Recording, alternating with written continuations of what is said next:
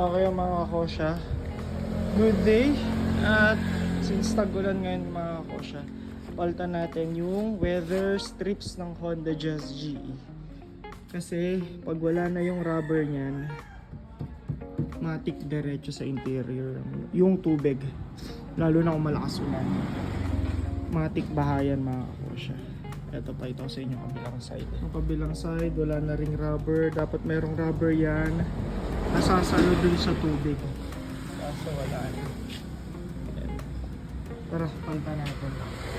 Ito, kailangan nyo i-remove to kasi nandito yung access sa bolt nung tanggalan nitong side mirror. Kailangan nyo tanggalin yung side mirror kasi nag-hold yung side mirror niyan. Ino-hold tong side mirror yung dulo ng weather strips. Ganito ang itsura niyan once you have successfully removed yung mga nuts o yung screw. Okay. Tara. And then, hatakin nyo lang.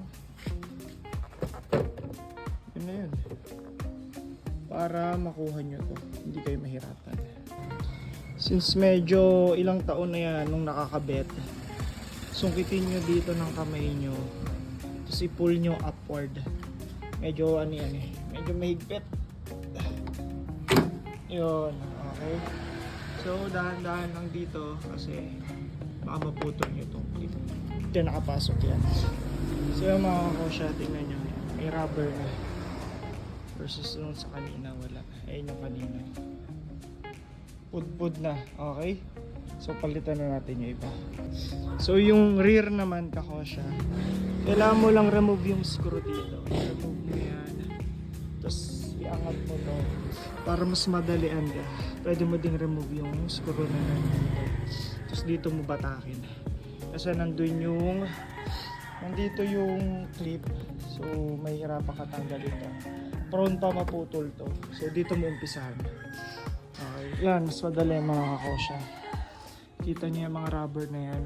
So imagine 2010 model, given na masisira talaga yung mga rubber niya dito. Tara, palitan natin.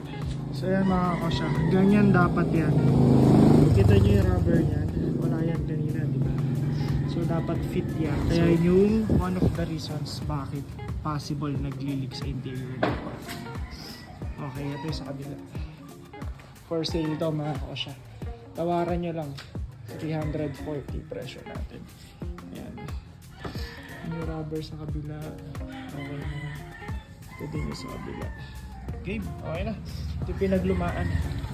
Okay, sana may natutunan kayo dito mga kakosya. May stock pa tayo nitong weather strips sa GE. GE8. Yung GK sold out. Let's go. Tapo na yan.